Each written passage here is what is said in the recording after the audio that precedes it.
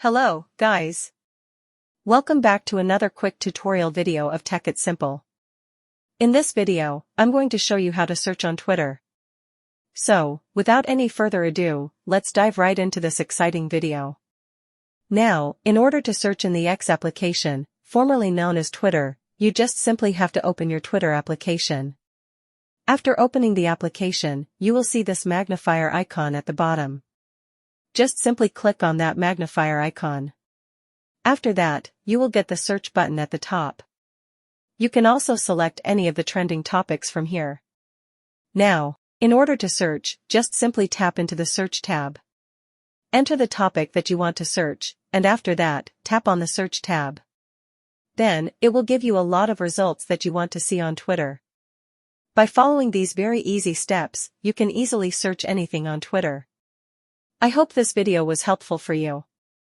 If yes, don't forget to like, share, and subscribe to the channel to never miss another update.